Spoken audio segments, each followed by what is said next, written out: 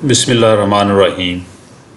آج کی اس ویڈیو میں علامہ اقبال کی سیرت پر ایک کمپریہنسو روشنی ڈالوں گا کہ آخر وہ کون سی خصوصیات ہیں جنہوں نے علامہ محمد اقبال کو اقبال بنایا۔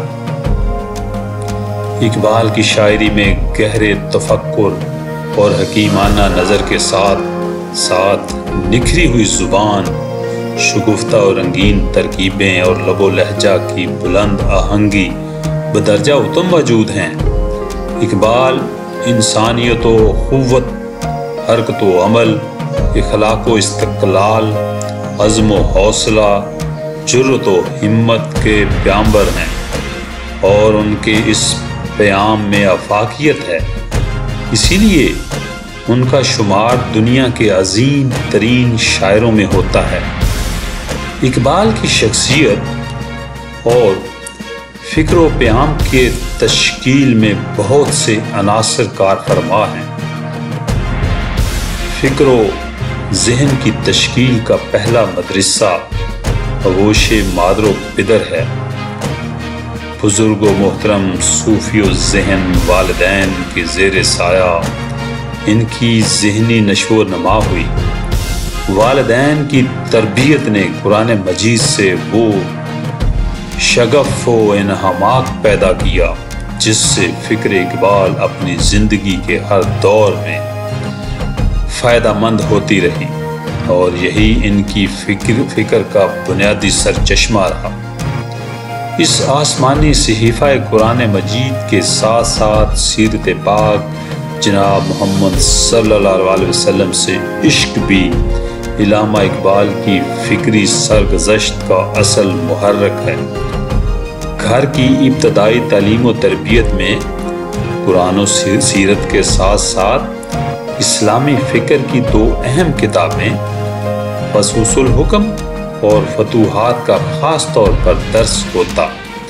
اقبال نے ایک خط میں ان کتابوں کی نسبت لکھا ہے: شیخ محی الدین ابن عربی کی نسبت کوئی بدظنی نہیں، بلکہ مجھے ان سے محبت ہے۔ میرے والد کو فتوحات اور فصوص سے کمال توغل رہا ہے، اور 4 برس کی عمر سے میرے کانوں میں ان کا نام اور ان کی تعلیم پڑھنی شروع ہوئی۔ برسوں تک ان دونوں کتابوں کا درس ہمارے گھر میں رہا۔ گو بچپن کے دنوں میں مجھے ان مسائل کی سمجھ نہ تھی، تاہم محفل درس میں میں ہر روز شریک ہوتا۔ بعد میں عربی سیکھی تو کچھ خود بھی پڑھنے لگا، اور یوں علم اور تجربہ بڑھتا گیا۔ میرا شوق اور واقفیت زیادہ ہوتی گئی۔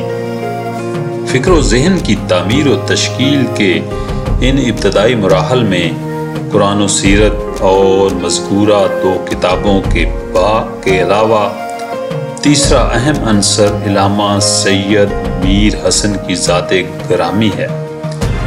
علم و فضل کے اس دبستان سے اقبال نے جو اکتساب فیض کیا وہ خود اقبال کی زبانی اس طرح ہے: مجھے اقبال اس سید کے گھر سے فیض پہنچا ہے، پلے جو اس کے دامن میں وہی کچھ بن کے نکلے ہیں۔ یہ بڑے بزرگ عالم اور شیر فہم ہیں، میں نے انہیں سے اکتساب فیض کیا ہے۔ برادرم مکرم شیخ عطا محمد کی بے پناہ محبت اقبال کا قیمتی سرمایہ ہے۔ بانگ درا کی نظم التجائے مسافر اور باقیات میں آستانہ محبوب الہی پر اقبال کے ارسال کردہ نظم کی تخلیق بھی اپنے برادرم مکرم شیخ عطا یوسف ثانی سے اقبال کے قلبی تعلق کو محسوس کیا جا سکتا ہے۔ طالب علمی ہی کے زمانے میں علامہ اقبال نے شاعری کا آغاز کیا، اور 1894 عیسوی سے اقبال کی شاعری کے چرچے عام ہو گئے۔ ان کی شاعری کو مختلف ادوار میں تقسیم کیا جاتا ہے۔ پہلا دور 1901 سے شروع ہو کر 1905 کی شاعری پر مشتمل ہے۔ اس سے پہلے انہوں نے غزلیں کہی تھیں۔ ابتدائی کلام اقبال کے مطالعہ سے پتہ چلتا ہے کہ اس میں ایک طرف اگرچہ غزل کی قدیم روایت اور داغ کا انداز زیادہ نمایاں ہے، تو ساتھ ہی دوسری طرف ابتدائی دور کے ماؤ سال اس حقیقت کا بھی پتہ دیتے ہیں کہ شاعر اپنے شاندار ماضی کی بازیافت کا آرزو مند ہے۔ ملی اصلاح و تربیت کی فکر بھی دامن گیر ہے۔ اس دوران انجمن حمایت اسلام کے جلسوں میں پڑھی گئی نظموں سے اس حقیقت کو محسوس کیا جا سکتا ہے، جس کی ابتدا 1899 عیسوی میں نالہ یتیم نظم سے ہوئی۔ اس کے علاوہ ترقی و تعلیم، درد دل، دین و دنیا اور اسلامیہ کالج کا خطاب پنجاب کے مسلمانوں کو نظمیں وغیرہ جو کہ سن 1896 سے 1906 کے عرصے پر محیط ہیں، حزن و یاس سے لبریز اور ملت اسلامیہ کی شرازہ بندی کی فکر میں ڈوبی ہوئی ہیں۔ اصلاح امت کے لیے وہ عشق رسول صلی اللہ علیہ وسلم اور سیرت رسول صلی اللہ علیہ وسلم کو بطور نسخہ کیمیا پیش کرتے ہیں۔ ہے تیری ذات مبارک حل مشکل کے لیے، نام ہے تیرا شفا دکھے ہوئے دل کے لیے۔ فکر و ذہن کے تعمیر اور تشکیل میں مختلف عناصر اقبال کی شاعری میں کار فرما ہیں۔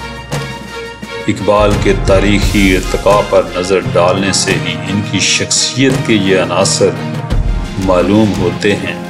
اقبال کے تاریخی ارتقاء پر نظر ڈالنے سے ہی ان کی شخصیت کے یہ عناصر معلوم ہوتے ہیں۔ یوں اقبال کے کلام کی ابتدائی صورتحال اور یورپ سے واپسی کے بعد کی کلام کو بغور مطالعہ کر کے تعین کیا جائے کہ ان کی فکری تشکیل میں کون کون سے عناصر وقوع پذیر ہیں۔ اقبال کی شاعری ارتقاء 3 حصوں پر مشتمل ہے، یعنی 3 دور ہیں جو بانگ درا کے 3 حصوں کے عین مطابق ہیں۔ پہلا دور ابتدائی شاعری سے لے کر 1905 تک، دوسرا دور 1905 سے لے کر 1908 تک، تیسرا اور آخری دور 1908 سے لے کر 1938 تک کے زمانے پر پھیلا ہوا ہے۔ گویا پہلے 2 دور ایسے ہیں جن کی نظمیں تمام تر بانگ درا کے پہلے حصوں میں پائی جاتی ہیں۔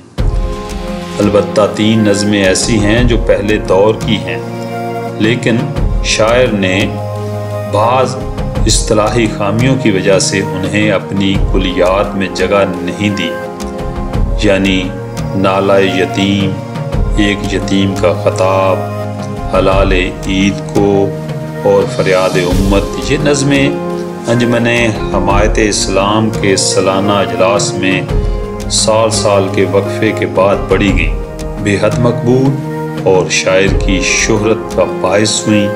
باقی تمام کلام اردو ہو یا فارسی تیسرے دور کا عطیہ ہے۔ تنقید کی نگاہ سے اگر دیکھا جائے تو صاف ظاہر ہوتا ہے کہ ابتدائی دور میں اقبال محض داغ کا انداز تو غزل، لہجہ و پیرایا اپنائے ہوئے ہیں۔ شاعری ہے لیکن سحری نہیں، رنگ ہے لیکن بو نہیں۔ گویا اس دور کے اقبال کو دوسرے شعراء پر کوئی خاصی فوقیت حاصل نہیں۔ یہی وہ زمانہ جس میں کہی گئی شاعری کا انداز متعدد مقام پر کئی ایک زاویوں سے بے ضابطگیوں سے عبارت ہے۔ اس میں روایتی انداز کے تانے بانے نظر نہیں آتے۔ زندگی کی راہیں متعین کرنے کے حوالے سے کسی صاف و شفاف نظریے کی ترجمانی کی بجائے وطنیوں قومی جذبے کا رنگ چھلکتا نظر آتا ہے۔ اس دور کی شاعری میں فنی و فکری نیز مصنوعی اعتبار سے جو خامیاں نظر آتی ہیں، انہی کے تناظر میں اقبال نے آگے چل کر پختگی و شائستگی کے دور میں بعض کلام کو ناقدانہ نظر سے پرکھنے کے بعد فراموش کر دیا اور کلیات میں شامل کرنے کی بجائے تاکہ نسیان کرنے میں ہی دیر با عافیت جان لی۔ اس دور کی شاعری پر تبصرہ کرتے ہوئے مولانا عبدالسلام ندوی لکھتے ہیں، اس دور میں ان پر فلسفیانہ خیالات غالب تھے اور ان خیالات کی بنا پر وہ دین و ملت کی قید سے بے نیاز ہو گئے تھے۔ اس لیے اس دور میں جب سیاسی ہنگامہ آرائی کا غلغلہ بلند ہوا تو انہوں نے ہندو مسلم اتحاد اور جذبہ وطنیت پر نہایت پرجوش اور پر اثر نظمیں لکھی، جن میں ترانہ ہندی، ہندوستانی بچوں کا قومی گیت اور صدائے درد اپنی سادگی، اختصار اور جوش کی وجہ سے نہایت مقبول ہوئیں اور ان کی وجہ سے انہوں نے ہندوؤں اور مسلمانوں میں یکساں شہرت حاصل کی۔ غرض ڈاکٹر صاحب کی شاعری کے اٹھان کا یہ نہایت کامیاب زمانہ تھا اور ہر مضمون شاعرانہ انداز، شاعرانہ طرز اور شاعرانہ جذبات کے ساتھ ادا ہوتا تھا۔ دوسرا دور وہ ہے جب شاعر حصول تعلیم کے لیے ولایت گئے تھے۔ یہ دور اقبال کے فکری ارتقاء میں خصوصی اہمیت کے حامل ہیں۔ اعلیٰ تعلیم کی تحصیل کے لیے قیام یورپ کا یہ دور کئی اعتبار سے اہم ہے۔ درس حکیمان فرنگ یعنی وہاں کی علمی صحبتوں اور مطالعہ و تحقیق میں professor Thomas Arnold, Cambridge university میں پروفیسر نکلسن میکنڈکارڈ اور پروفیسر براؤن سے علمی اکتساب کیا۔ میکنڈکارڈ کے ذریعہ فلسفیانہ خیالات کے اظہار کا مناسب سلیقہ سیکھا۔ اس دور میں انہوں نے بہت کم شاعری کی ہے، بلکہ کسی قدر شاعری ہی سے دل برداشتہ ہو گئے تھے، مگر آرنلڈ کی کوششوں سے دوبارہ راضی ہوئے تو شاعری کی زبان فارسی ہو گئی اور نکلسن کے سبب سے بھی فارسی شعر و ادب کا اثر نو شگف پیدا ہوا۔ نیز عطیہ فیضی کی رفاقت نے ذہنی آسودگی فراہم کی۔ جرمنی کی میونخ یونیورسٹی سے پی ایچ ڈی کے لیے ایران کا فلسفہ ما بعد الطبیع عنوان سے تحقیقی مقالہ لکھا۔ اس مقالہ کے ذریعے اقبال کو ایرانی تصوف سے براہ راست واقفیت حاصل ہوئی۔ تحقیق و مطالعہ کی اس منزل پر اقبال نے مروجہ تصوف کے بعض پہلوؤں کو اسلامی تعلیمات سے متغیر محسوس کیا۔ اس استفسار و استعجاب کا انداز اقبال کے ان مکاتیب سے بھی لگایا جا سکتا ہے جو انہوں نے مولانا قاری شاہ سلیمان اور دیگر علماء کے نام لکھے۔ فلسفہ عجم کے مطالعہ و تحقیق نے فلسفہ وحدت الوجود سے متعلق ان کی فکر کو بدلنے پر آمادہ کیا۔ اگرچہ اس دور کے کلام اور مکاتیب اقبال سے ان کی تصوف بیزاری کا واضح اظہار تو نہیں ہوتا، لیکن اس ضمن میں قیام یورپ کا یہ مطالعہ و تحقیق مستقبل میں ان کی منضبط فکر و نظر کی تشکیل کا محرک ضرور ہے۔ فکری سرگزشت کا یہ دور قیام یورپ اس اعتبار سے بھی اہم ہے کہ فارسی شعر و ادب کا ذوق اثر نو تازہ ہو گیا۔ انہوں نے اپنی فکر و پیام کے اعتبار کے لیے اردو کے مقابلہ فارسی کو زیادہ مفید، مؤثر اور وسیع تر خیال کیا، کیونکہ فارسی ہندوستان سے باہر بھی بہت سے ممالک میں اظہار خیال کی زبان تھی۔ اس دور میں جو کچھ کہا اس میں فلسفہ میں خودی کے ساتھ فلسفہ بے خودی کی جھلک بھی نظر آتی ہے۔ وطن سے محبت اگرچہ ان کو اب بھی آر نہ تھا، تاہم اس دور میں ان کا یہ نظریہ قائم ہوا کہ وطنیت پر اسلامی قومیت کی تعمیر نہیں کی جا سکتی۔ اس دور میں اقبال کے زاویہ نظر میں تبدیلی پیدا ہوئی۔ انہوں نے شاعری کی بجائے پیغمبری کی حیثیت اختیار کر لی۔ یہاں فکر اقبال محبت کی گہرائیوں تک پہنچ جاتی ہے۔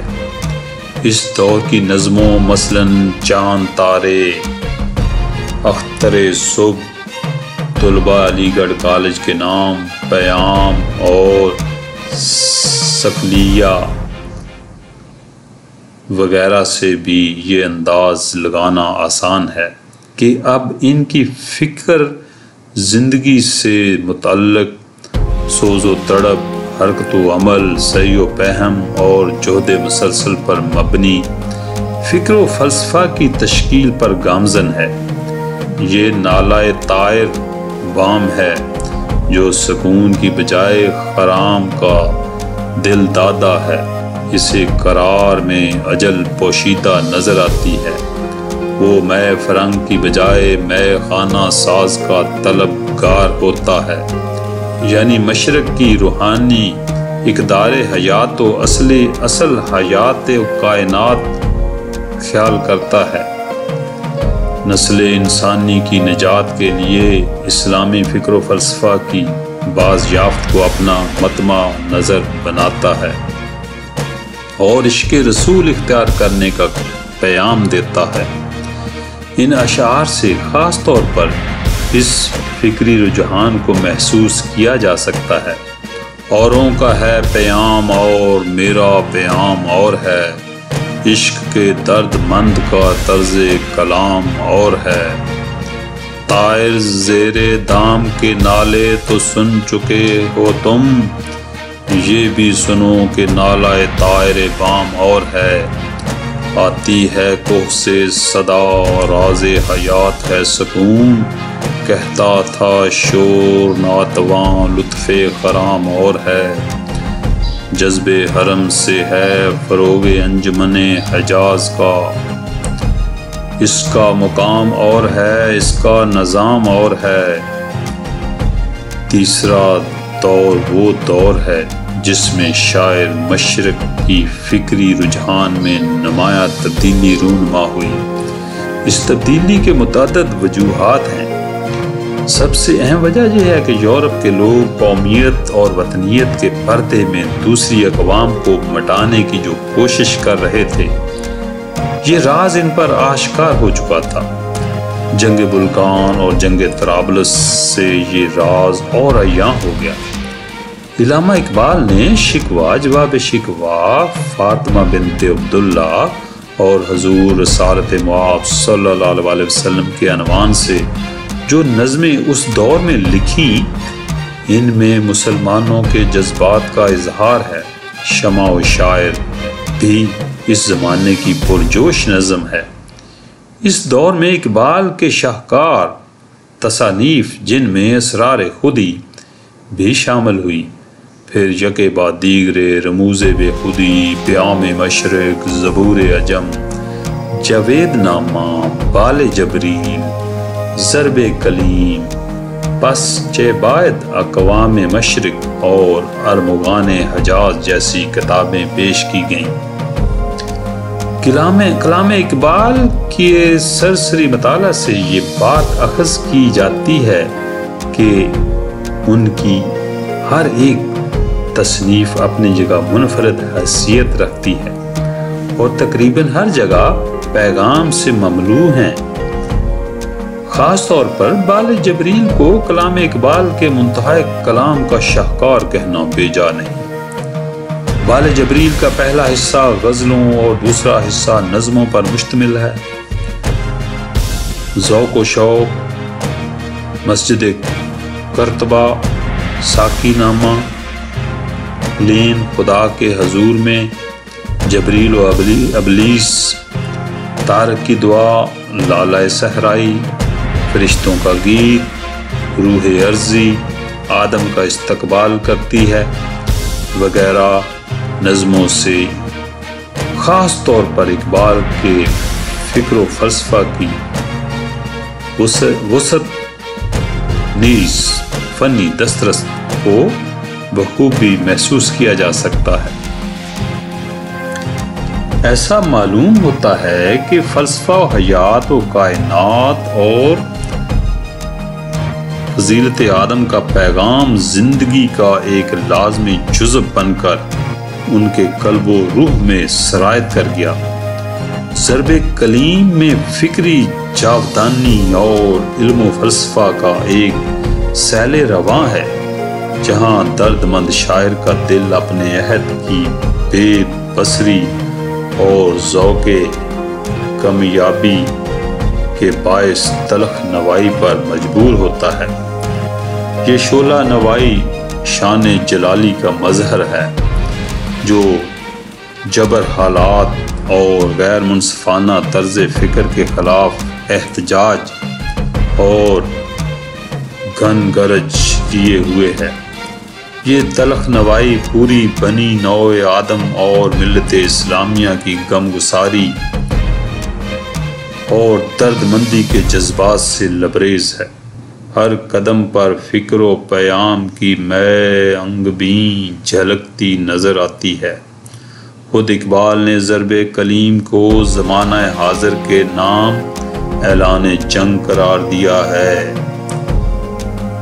یہ زور دست و ضربت کاری کا ہے مقام، میدان جنگ میں یہ طلب کرنے والے جنگ، خون دل و جگر سے ہے سرمایہ حیات، فطرت لہو ترنگ ہے غافل نہ جل ترنگ۔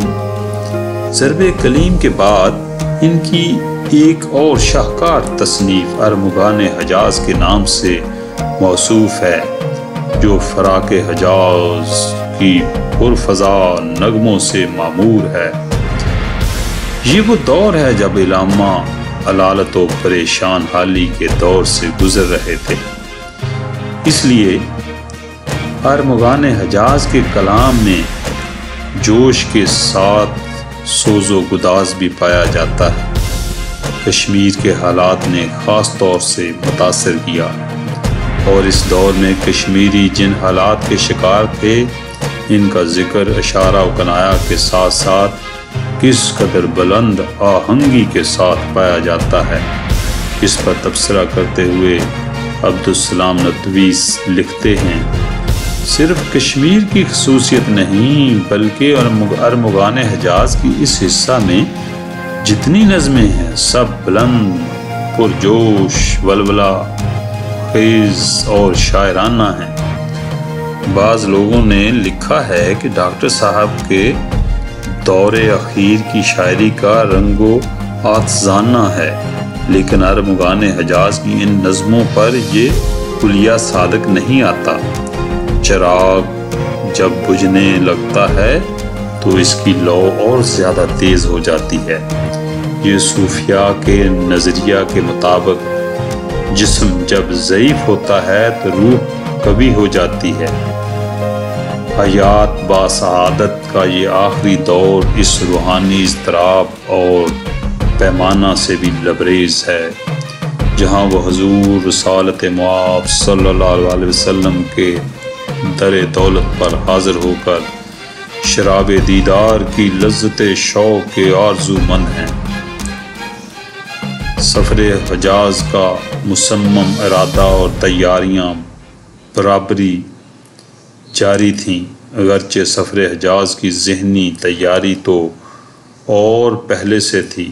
ارمغان حجاز کی متعدد نظمیں اسی جوش و عقیدت اور عشق رسول صلی اللہ علیہ وسلم کا اظہار ہیں جو انہوں نے بارگاہ رسالت میں 60 سال سے زائد عمر عزیز کے اس نحیف و نزار جسم و جاں میں عزم و سفر و حجاز اقبال کے جوش، عقیدت اور فرط اشتیاق کا آئینہ دار ہے، جہاں ان کا شیشہ دل مدینہ کا نام آتے ہی لبریز اور آنکھیں اشک ریز ہو جاتی۔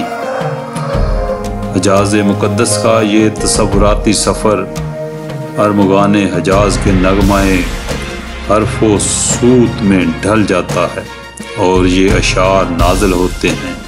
بائیں پیری رہ یسرب گر پتم نوا خاں از سرود آشکانہ، چون آبرگے کے در سحر سر شام کشاید پر بے فکر آشیانہ۔ حجاز مقدس کی اس تصوراتی سفر میں ان کا طائر فکر بلند حضور رسالت مآب صلی اللہ علیہ وسلم میں عالم اسلام کی زبوں خالی اور مغرب کی فکر لادینی پر نوحہ خوانی کرتا نظر آتا ہے۔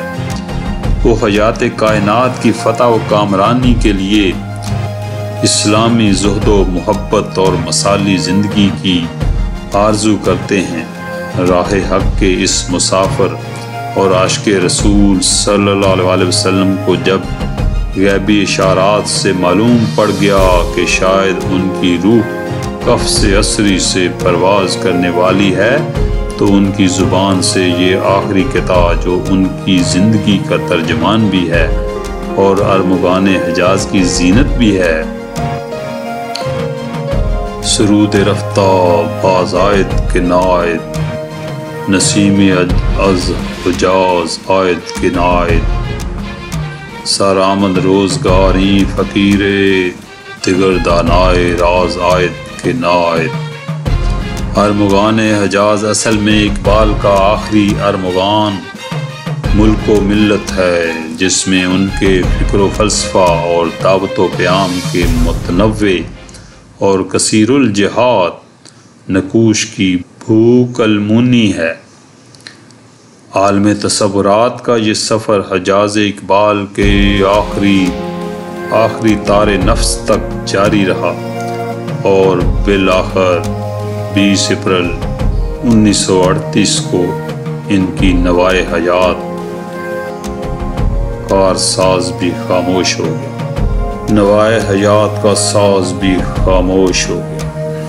اقبال کی شخصیت کو بنانے اور سنوارنے میں مشرقی فکر کے ساتھ ساتھ مغربی فکر بھی کار فرما رہی، جس کا اثر کلام اقبال کے مطالعہ کرنے سے قاری کو صاف طور پر دکھائی دیتا ہے، لیکن یہ اثر اسلامی نقطہ نظر کے حدود میں پابند ہے، تاہم اس سے یہ بات اخذ نہ کی جائیں کہ اقبال کی فکری نظام صرف ملت اسلامیہ کے لیے مخصوص ہے، بلکہ ان کی شاعری بغیر مذہب و ملت، رنگ و نسل اور دیر و حرم سے ماورا پورے بنی نوع انسان کے لیے پیام حیات کی حیثیت رکھتی ہے۔ اس طرح اقبال کے پیغام کی نوعیت عالمگیر ہے۔ ان کی پوری شاعری میں ایک عظیم پیغام ہے۔ ان کے افکار و نظریات کی دنیا ایک بحر بے قراں کی مانند ہے، جس کی وسعت اور گہرائی کا اندازہ ممکن نہیں۔ ان کا فکری نظام مختلف موضوعات پر مبنی ہے: خودی، بے خودی، عشق و عقل، زمان و مکان، وحدت الوجود، وحدت الشہود، تصوف، فکر و استغنا، جدوجہد جیسے موضوعات اقبال کے افکار میں تسلسل کے ساتھ موجود ہیں۔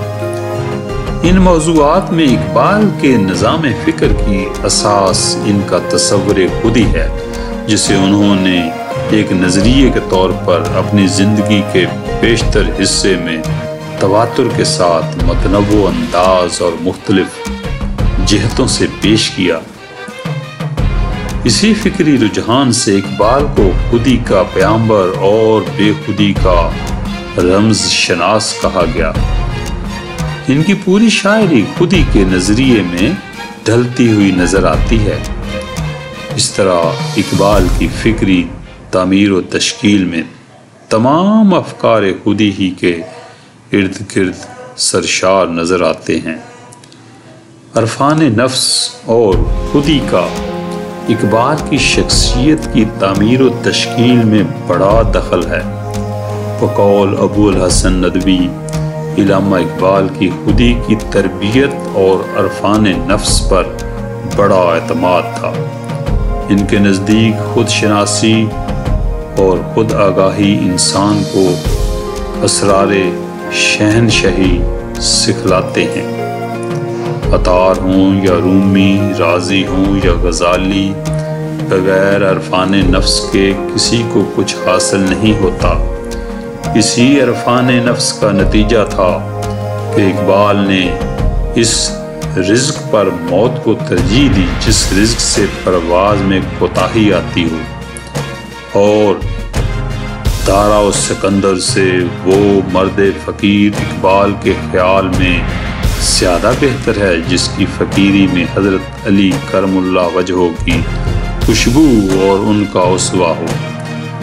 اور حق تو یہ ہے کہ عرفان ذات ہی کے حصول کے بعد انسان جرأت سے اس بات کا اظہار کر سکتا ہے کہ آئینے جواں مرداں حق گوئی و بے باکی، اللہ کے شیروں کو آتی نہیں روبائی۔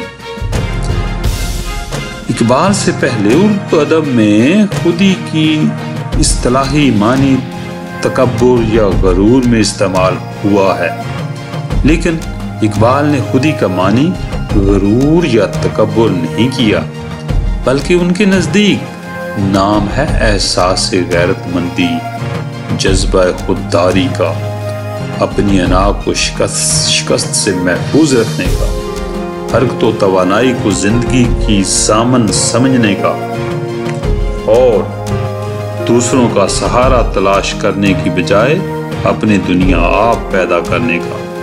اقبال اسرار خودی کے دیباچے میں خودی کی صراحت کرتے ہوئے یوں رقم تراز ہیں۔ یہ لفظ اس نظم بمعنی غرور استعمال نہیں کیا گیا جیسا کہ عام طور پر اردو میں مستعمل ہے۔ اس کا مفہوم محض احساس نفس یا تعین ذات ہے۔ ڈاکٹر فرمان فتح پوری کے مطابق یوں سمجھ لیجئے کہ اقبال کے نقطہ نظر سے خودی زندگی کا آغاز ہے، وسط اور انجام سبھی کچھ ہے، اور فرد اور ملت کی ترقی و پستی خودی کی ترقی و زوال پر منحصر ہے۔ خودی کا تحفظ زندگی کا تحفظ اور خودی کا استحکام زندگی کا استحکام ہے۔ ازل سے ابد تک خودی ہی کی کار فرمائی ہے۔ اقبال کا یہ فلسفہ حیات یا پیغام خودی جس پر انہوں نے اتنا زور دیا ہے، فرد و قوم کی بقا و ترقی کی اساس ٹھہرایا ہے۔ اقبال عالم کی تاریخ کے مطالعہ سے اقبال پر یہ حقیقت پوری طرح واضح ہو گئی کہ جن قوموں میں خودی باقی نہ رہی وہ زوال اور نیستی کے شکار ہو گئیں، اور جن قوموں نے اپنی خودی کو مستحکم کر لیا انہیں بلندی نصیب ہوئی۔ نفی خودی مشرقی اقوام اور خاص طور پر مسلمانوں کو رگ و پے میں سرایت کر گئیں۔ اقبال نے ملت اسلامیہ کے زوال کا سبب یہ قرار دیا کہ وہ غیر اسلامی تصوف اپنا کر کاہلی اور بے عملی کا شکار ہو گئی۔ اس نے وحدت الوجود کے نام سے ایک ایسے عقیدے کو اپنا لیا جو غیر اسلامی اثرات کا نتیجہ ہے، اور جس نے اس کو خودداری اور قوت عمل سے محروم کر دیا۔ اس محرومی کا واحد علاج صرف یہ ہے کہ نفی خودی یعنی بے عمل کے اس فلسفے کو رد کیا جائے اور خودی کا احساس دلا کر اس میں سعی و عمل کی تازہ قوتیں پیدا کی جائیں۔ اقبال نے اپنی شاعری کے وسیلے ملت اسلامیہ کو اس نیستی سے نکالنے کا تہیہ کیا۔ اس حصول کے مقصد کے لیے انہوں نے نفی خودی کی ملامت کی اور اثبات خودی کی تلقین کی۔ اپنی اصلیت سے ہو آگاہ اے غافل کہ تو قطرہ ہے لیکن مثال بحر بے پایاں بھی ہے۔ خودی وہ بحر ہے جس کا کوئی کنارہ نہیں، تو آبجو اسے سمجھا اگر تو چارہ نہیں۔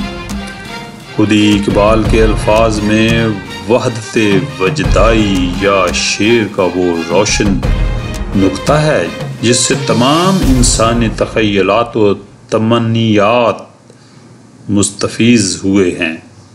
اس تعریف سے یہ بات واضح ہو گئی کہ خودی ایک غیر مادی شے ہے۔ ادراک کے ذریعے اس کی حقیقت کو سمجھنا ممکن نہیں، وجدان کے ذریعے اس کا احساس البتہ ممکن ہے۔ اقبال اس سے فطرت انسانی کی منتشر اور غیر محدود کیفیتوں کا شیرازہ بند قرار دیتے ہیں۔ اس تشریح کے باوجود خودی کا مفہوم پوری طرح واضح نہیں ہوتا، البتہ ایک خط سے ہر عقیدہ حل ہوتا نظر آتا ہے۔ اقبال کا یہ خط پروفیسر نکلسن کے نام جو انگریزی زبان میں لکھا گیا، اس خط میں وہ خودی کا ترجمہ پرسنالٹی شخصیت کرتے ہیں۔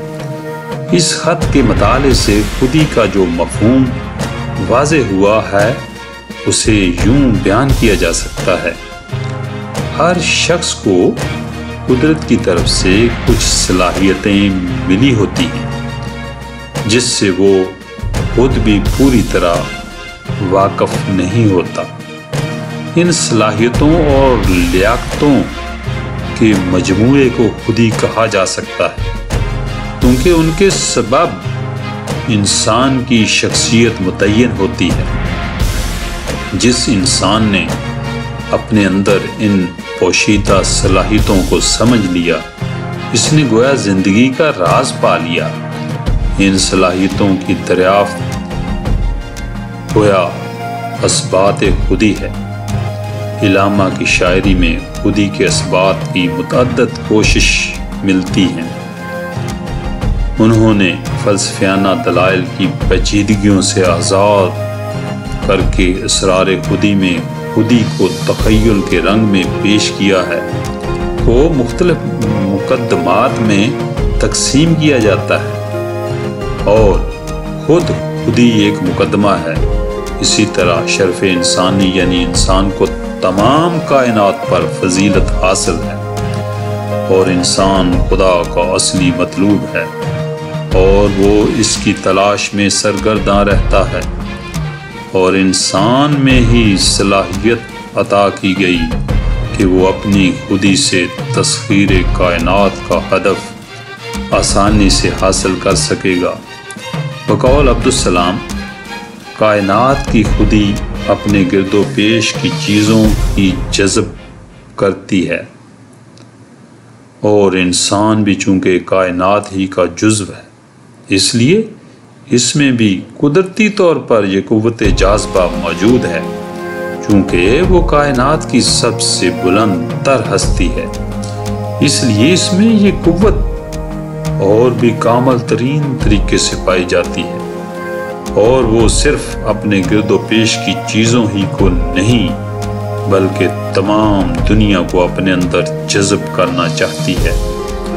خیر و شر، روح جسم کا اتحاد، جبر و اختیار، تخلیق مقاصد، سحریت تو بدویت، عقل و عشق اور ارتقاء علامہ اقبال کی فلسفہ خودی کے اہم مقامات ہیں، اور انہی سے علامہ اقبال کا فلسفہ خودی عبارت ہے۔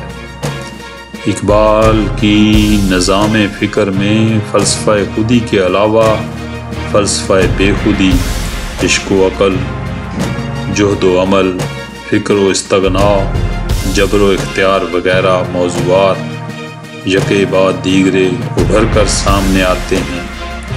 چنانچہ اقبال نے خودی کی تکمیل کے لیے ان سب کو لازم قرار دیا اور خاص طور پر جہد و عمل اور عشق پر قدر زور دیا۔ اقبال کی شخصیت کی تعمیر و تشکیل میں عشق کو مرکزی اہمیت حاصل ہے، ایسی اہمیت جس سے نظر انداز کر کے کوئی شخص ان کے فلسفہ حیات سے بہرہ مندی اور ان کی شاعری سے لطف اندوز ہونے کا دعویٰ نہیں کر سکتا۔ عشق کیا؟ عشق کی حقیقت کیا ہے؟ عشق محبت کی عملی تصویر ہے، جس کا اہم نمونہ اسرار خودی کے انگریزی ترجمہ کے شروع میں ڈاکٹر نکلسن نے دیا ہے۔ وہ اقبال کے تصور محبت کو واضح طور پر پیش کرتا ہے۔ یہ لفظ عشق نہایت وسیع معنوں میں استعمال ہوا ہے، یعنی کسی شے کو اپنے اندر جذب کر لینے اور جزو بنا کر اپنا لینے کی آرزو کا نام عشق ہے، جس کا کمال یہ ہے کہ تخیل پیدا کرے، قدر و مرتبہ پہچانے اور ساتھ ہی ادراک کامل سے اس کو بروئے کار بھی لائے۔ حقیقت میں عشق کا کام یہ ہے کہ عاشق معشوق کو متمیز کر کے اپنی اپنی جگہ انفرادی شخصیت اور اہمیت بخش دے۔ گویا عشق خود استحکامی اور خود افزائی کے انتہائی مرتبہ کا نام ہے۔ اسی لیے شاعر مشرق نے فرمایا، صدق کے خلیل بھی عشق، صبر حسین بھی عشق، مارکہ وجود میں بدر و حنین بھی ہے عشق۔ بقول ڈاکٹر قاضی عبدالحمید، عشق میں عقل کی موشگافیوں اور چوں چراں کی گنجائش نہیں ہے۔ وہ رموز کے سارے پردے اس طرح اٹھا دیتا ہے کہ شاہد معنی بے نقاب ہو جاتا ہے۔ ہر چیز میں انفرادیت پیدا کر لینا اس کی سرشت میں ہے۔ اس انفرادیت پسندی کے باوصف اور وہ نظام قدرت کو باہم مربوط رکھنے میں مدد دیتا ہے، ذرے ذرے کو ایسی تربیت دیتا ہے کہ اس کا معنوی تعلق اصل حقیقت سے بہرحال قائم رہتا ہے۔ عشق راہ کی دشواریوں اور رکاوٹوں کو خاطر میں نہیں لاتا، کسی خوف و ہراس کے بغیر آتش نمرود میں کود پڑتا ہے اور بالآخر اپنی منزل مقصود کو پا لیتا ہے۔ بے خوف کود پڑا آتش نمرود میں عشق، عقل ہے محو تماشائے لب بام ابھی۔ عشق اقبال کے نظام فکر، علم، کلام میں وہ خاص پہلو ہے جسے انہوں نے دور حاضر کے اچھلتے ہوئے مادی صورتحال کے حقائق پر روحانی حقائق کی برتری ثابت کرنے کے لیے اپنایا ہے۔ اقبال کے فلسفہ حیات کی اساس یعنی خودی کی تربیت و استواری کا دار و مدار بھی عشق کی رہنمائی پر منحصر ہے۔ اس سلسلے میں اقبال کی مشہور نظم مسجد کرتبہ بے نظیر مثال پیش کرتی ہے۔ مرد خدا کا عمل عشق سے صاحب فروغ، عشق ہے اصل حیات موت، عشق ہے اصل حیات موت ہے اس پر حرام، عشق کی تقویم میں اثر رواں کے سوا اور زمانے بھی ہیں جن کا نہیں کوئی نام۔ استحکام خودی کے لیے اقبال نے عشق ہی کو اولیت بخشی ہے۔ کلام اقبال کا مطالعہ کرنے سے یہ بات مترشح ہو جاتی ہے کہ اقبال نے اپنی شاعری میں مختلف تنوع سے اس موضوع کو جگہ دی اور ہر بار ایک نرالے انداز میں پیش کرنے کی سعادت حاصل کی۔ چونکہ اقبال جانتے تھے کہ فلسفہ خودی کو عملی زندگی میں کارگر بنانے کا نہایت مؤثر وسیلہ ہے، اور اسی سبب سے وہ اردو اور فارسی تصانیف میں مسلسل اس لازوال شے کو نت نئے انداز میں پیش کرتے ہیں۔ مومن از عشق است، عشق از مومن است، عشق را ناممکن ما ممکن است، اسرار خودی۔ ہر بڑے شاعر اور ادیب کو بلند مقام عطا ہونے میں اس کے ذہنی کاوشیں اور فکری سرچشموں کا بڑا دخل ہوتا ہے۔ یہ اقبال کو اقبال ہی تھا کہ اس کے افکار و نظریات کے بنیادی ماخذات مذہب اسلام ہے، کیونکہ اس کی اساس عقیدہ و توحید و رسالت، انسانی عظمت و فضیلت، احترام انسانیت، عالمی مساوات و اخوت، صلح محبت، ایثار و مروت اور بقائے حیات پر ہے۔ فکر اقبال میں اسلام ہی ان کی خودی کا سر نہاں ہے۔ فکری تشکیل کے بعد ابتدائی دور ہی میں سے اقبال اسلام کے سچے شیدائی اور اس کے عشق سے سرشار نظر آتے ہیں۔ ابتدائی کلام سے تا آخر ان کی فکر میں یہی جذبہ ایمان و یقین کار فرما ہے۔ بانگ طراغ سے لے کر بال جبریل تک، پھر ضرب کلیم کی نظم لا الہ الا اللہ تک، اور ارمغان حجاز کی نظم ابلیس کی مجلس شورا اور حضرت انسان تک، ان کی فکر اسی رخ پر پروان چڑھتی ہے۔ مذہب اسلام پر اقبال کا ایمان موروثی اور جامد و ساکت قسم کا نہیں، بلکہ عقل و ادراک، شعور و وجدان اور ان کے قلب و ضمیر کا آئینہ تھا۔ یہ فیضان نظر تھا ان کے والد محترم کی اس ہدایت و نصیحت کا کہ جب تم قرآن پڑھو تو یہ سمجھ کر کہ قرآن تم پر اترا ہے، یعنی اللہ تم سے ہم کلام ہے۔ اقبال کی شخصیت، فلسفہ و فکر اور کلام و پیام سب رہین منت ہے اسی کلام الہی کا۔ ہر جگہ اسی کا فیضان اور اسی کی صدائے بازگشت ہے۔ اقبال کے نزدیک قرآن و مسلمان لازم و ملزوم ہیں، اور اس سے ہٹ کر مسلمان کی زندگی کا تصور ممکن ہی نہیں۔ کر تو می خواہی مسلمان زیستن، نیست ممکن جز بے قرآن زیستن۔ قرآن میں ہو وہ تازن اے مرد مسلمان، اللہ کرے تجھ کو عطا جدت کردار۔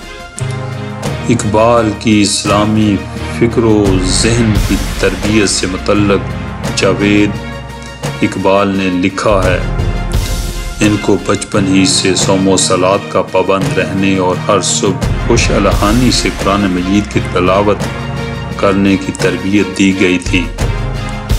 قرآن مجید ہی اقبال کی شخصیت کو بنانے والا وہ عنصر ہے جس کی بدولت اقبال کے کلام کو آفاقی جہت ملی۔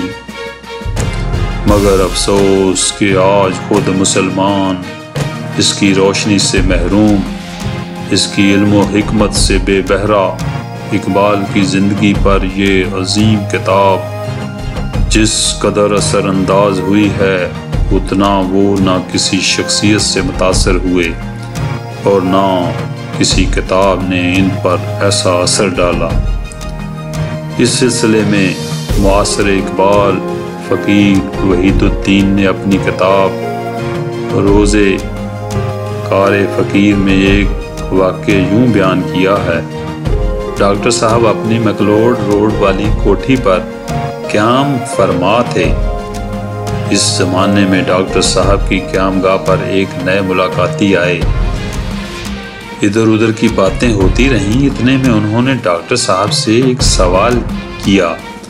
کہنے لگے، آپ نے مذہب، اقتصادیات، سیاسیات، تاریخ، فلسفہ وغیرہ پر جو کتابیں اب تک پڑھی ہیں، ان میں سب سے زیادہ بلند پایا اور حکیمانہ کتاب کی نظر سے کون سی گزری؟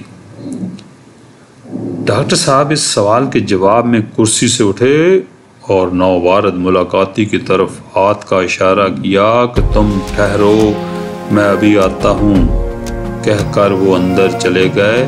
2-3 منٹ میں واپس آئے تو ان کے ہاتھ میں ایک کتاب تھی۔ اس کتاب کو انہوں نے اس شخص کے ہاتھوں پر رکھتے ہوئے فرمایا، قرآن کریم۔ معاصر اقبال مولانا محمد اسلم جراج پوری نے فکر اقبال کی پرانی احساس کو محسوس کرتے ہوئے لکھا ہے، ڈاکٹر صاحب کے کلام کے ساتھ دلچسپی اور گرویدگی کی وجہ خاص یہ ہے کہ انہوں نے اپنی شاعری سے شعر و ادب کی جس قدر خدمت کی، اس سے کہیں زیادہ اسلام اور قرآن کی خدمت کی۔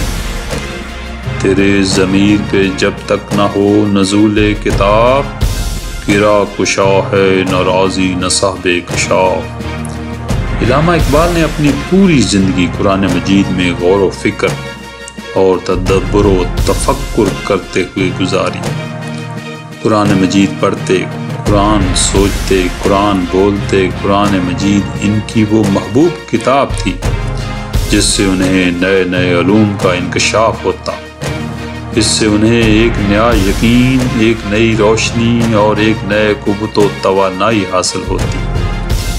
جوں جوں ان کا مطالعہ قرآنی بڑھتا گیا، ان کی فکر میں بلندی اور ایمان میں زیادتی ہوتی گئی۔ اس کے لیے قرآن ہی ایک ایسی زندہ و جاوید کتاب ہے جو انسان کے ہر مرض کے لیے نسخہ کیمیا اور ابدی سعادت ہے۔ وہ ایک ایسے شاک کلید ہے کہ حیات انسانی کے شعبوں میں سے جس شعبہ پر بھی اسے لگائے فوراً کھل جائے گا۔ وہ زندگی کا ایک واضح دستور اور ظلمتوں میں روشنی مینار ہے۔ مولانا سید ابو العلا مودودی مولانا سید ابو العلا مودودی کلام اقبال پر تبصرہ کرتے ہوئے لکھتے ہیں کہ وہ اقبال جو کچھ سوچتا تھا قرآن کے دماغ سے سوچتا تھا، جو کچھ دیکھتا تھا قرآن کی نظر سے دیکھتا تھا۔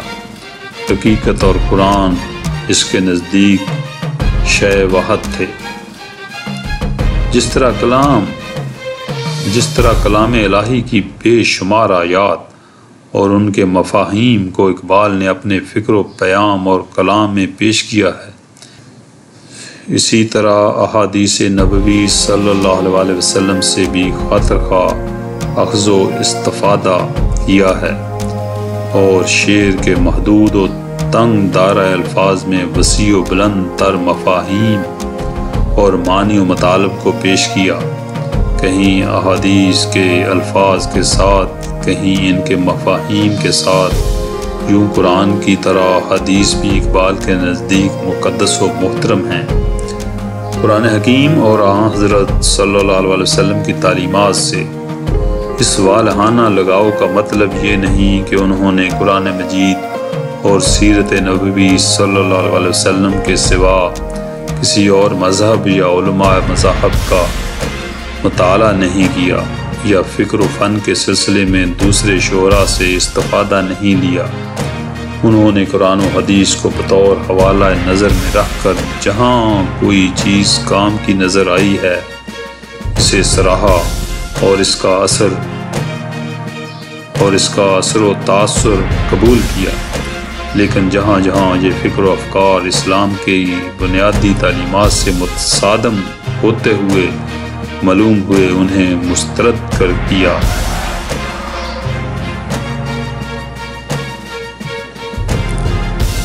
علامہ غلام احمد پرویز صاحب سے کسی نے سوال کیا کہ علامہ اقبال سے آپ کی پہلی اور آخری ملاقات کب اور کہاں ہوئی؟ صحبتیں جو گزر گئیں ان کی یاد تازہ کیجیے۔ تو جواب میں علامہ غلام احمد پرویز صاحب فرماتے ہیں، پہلی ملاقات کے متعلق تو متعین طور پر نہیں کہہ سکتا کہ کب اور کہاں ہوئی، اس لیے کہ وہ تو 50 سال سے بھی زائد کا عرصہ ہے۔ آخری ملاقات البتہ ان سے جنوری 1938 میں ہوئی، جب یوم اقبال کی تقریب کے سلسلے میں دہلی سے ہمارا قافلہ لاہور آیا اور ان سے ان کے قیام گاہ پر ملاقات ہوئی۔ اس زمانہ میں یوں کہیے کہ وہ گویا بستر مرگ پر ہی تھے، بینائی بھی بہت کمزور تھی، بولنے میں ان کو بڑی تکلیف ہو رہی تھی، لیکن اس کے باوجود انہوں نے خاصا وقت ہمیں دیا۔ میں یہ تو نہیں کہوں گا کہ میری کچھ رعایت برتی، اس لیے کہ ہمارے صاحب کارواں علامہ اسلم جراج پوری علیہ رحمہ تھے۔ ان کے اکرام و احسان کی بدولت ہمیں بھی یہ سعادت نصیب ہو گئی۔ خاصا وقت اس میں صرف ہوا اور یہ آخری ملاقات ہے جو حضرت علامہ علیہ رحمہ سے ہوئی۔ باقی رہے تاثرات تو محترم سید نذیر نیازی صاحب نے اپنی کتاب اقبال کے حضور میں اس دن کی صحبت پر کا تفصیلی نقشہ پیش کیا ہے۔ اس سے معلوم ہو جائے گا کہ ہم ان سے کس قسم کے سوال کرتے تھے۔ سوال تو میں نہیں کہہ سکتا، میری حیثیت تو ان کے سامنے ایک ادنا سے متعلم کی رہی، ہم تو استفادہ ہی کرتے تھے، جرت کر لیتے تھے کچھ پوچھنے کی، اگرچہ وہ بہت جرت دلایا کرتے تھے، حوصلہ افزائی کیا کرتے تھے۔ ان کا تو انداز ہی ایسا تھا، وہ کبھی یہ محسوس نہیں ہونے دیتے تھے کہ وہ کوئی بہت بڑی شخصیت ہیں۔ ان کے سامنے کچھ چھوٹے لوگ بیٹھے ہیں، وہ تو سب کو برابر کی حیثیت دیتے تھے، اور بعض اوقات تو انکسار اور بھی بڑھ جاتا تھا، جو ہم لوگوں کے لیے حوصلہ افزا ثابت ہوتا تھا۔ اقبال کی فکری نظام میں جن عناصر میں سب سے زیادہ قرآن کے بعد مؤثر رہا، وہ عنصر مولانا رومی کی مثنوی معنوی ہے۔ یہ مولانا رومی کی مشہور و معروف مثنوی ہے۔ اس میں انہوں نے قصص اور واقعات کے ذریعے قرآن کی معرفت بیان فرمائی۔ جب علامہ اقبال علمی سمندر میں غوطہ زن ہوئے، عقل اور فلسفہ کی گتھیاں سلجھے ہوئے، اسی دوران اقبال کو مولانا رومی ہی نے سہارا دے کر حقیقت کی ایک نئی دنیا سے آشنا کیا۔ اس بات کا اظہار اقبال نے اپنی کلام میں تواتر کے ساتھ فرمایا، یہاں تک کہ اقبال کا سارا کلام رومی کی عقیدت و محبت میں ڈوبا ہوا نظر آتا ہے، اور مولانا روم کو اپنا روحانی پیشوا خیال کرتے ہیں۔ انہیں رومی سے غیر معمولی عقیدت اور باطنی لگاؤ ہے۔ اپنی اس عقیدت کو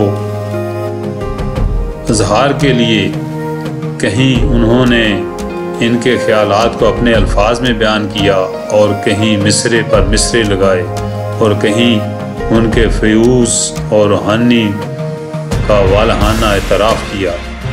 پیر رومی را خاک را اکسیر کر، از غبارم جلوہ تعمیر کر۔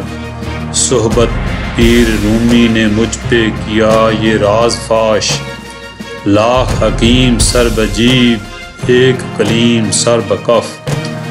نہ اٹھا پھر کوئی رومی عجم کے لالا زاروں سے، وہی آب و گل ایران وہی تبریز ہے ساقی۔ اقبال صرف اسلامی فکر و فلسفہ سے ہی متاثر نہ ہوئے، بلکہ وہ مغربی فکر کے دھاروں سے بھی بے نیاز نہ رہے، اور انہوں نے ہر حکمت کو اپنا گمشدہ مال تصور کرتے ہوئے حاصل کرنے کی کوشش کی۔ اس لیے بھی کہ بقول اقبال فلسفے میں قطعیت نام کی کوئی چیز نہیں، چنانچہ انہوں نے ہر علمی چشمے سے اپنے دل و دماغ کو سیراب کیا۔ اس بات کا ہرگز یہ مطلب نہیں کہ اقبال نے صرف مشرق و مغرب کے فکر و فلسفہ سے اکتساب فیض کیا ہے، بلکہ حقیقت اس کے برعکس ہے۔ اگر ہم اقبال کی نظم و نثر کا گہری نظر سے مطالعہ کریں تو یہ بات مترشح ہو جاتی ہے کہ خود علامہ اقبال فلسفہ و فکر کے اعلیٰ درجے پر تھے، اور انہوں نے بہت سے مقامات پر مشرق اور مغرب کے مفکرین سے نہ صرف اختلاف کیا ہے بلکہ ان کے نظریات کو بھی رد کیا ہے۔ البتہ یہ بات قابل تجویز ہے کہ اقبال کی شخصیت کی تعمیر و تشکیل میں اسلامی فکر و فلسفہ کے ساتھ ساتھ مغربی اور مشرقی تفکر بھی شامل ہے۔ بقول جگن ناتھ آزاد، اگر ہم کلام اقبال سے یہ تمام فکری عناصر خارج کر دیتے ہیں تو ان کی نظم و نثر کا اثر حصہ مفہوم سے عاری ہو کر رہ جاتا ہے، اور فکر اقبال کی محض ایک ادھوری اور نامکمل تصویر ہمارے سامنے آتی ہے۔ شکریہ۔